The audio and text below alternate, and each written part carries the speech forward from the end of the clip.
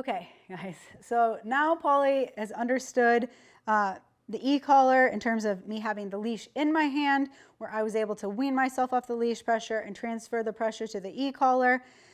Then we were able to drop the line, and she was responding to the e-collar. Dogs know when you're moving through all of these steps. She can feel the leash attached and dragging. It feels like she's more connected, right? And so now we've got to explain to her, even when that leash comes off, you're still connected, right?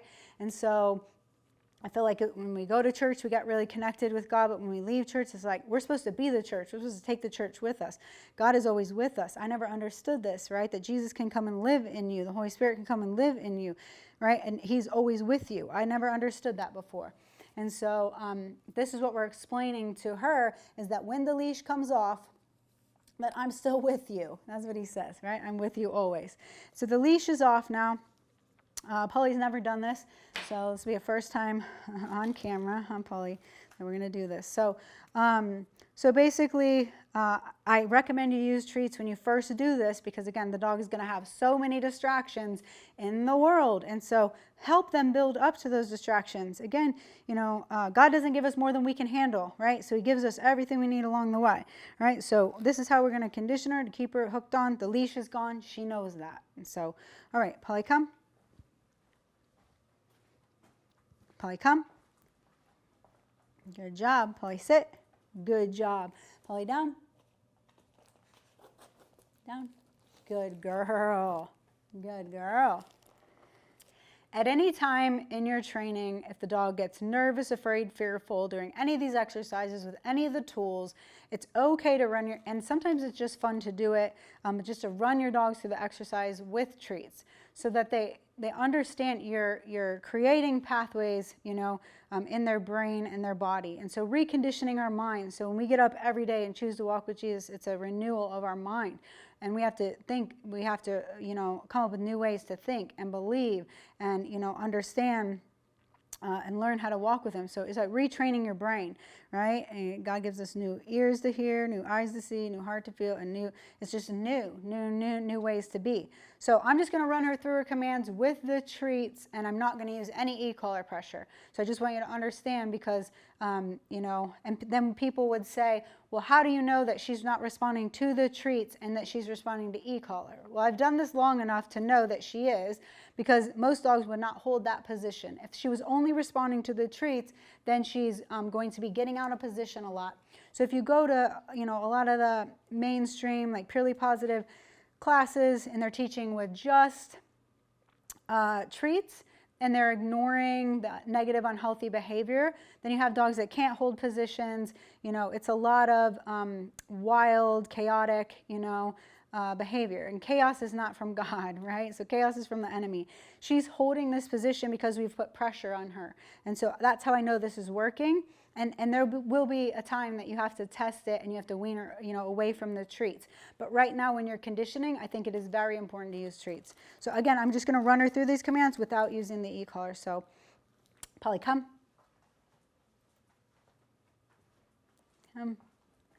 Polly, sit. Go girl. Down. Down. Relax. And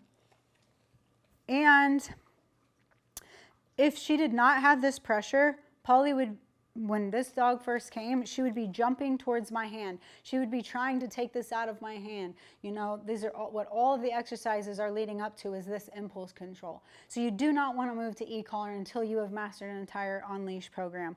So, but I just want you to understand that it's okay, right, to run your dogs, through their commands, just using treats, and to see if they're going to be compliant with your words, and without treats as well. And so, all right, I'm going to go back to using the e-collar, and we're going to try implementing place and see how that goes, so that you see that how you start layering on all the commands. And so she's doing great.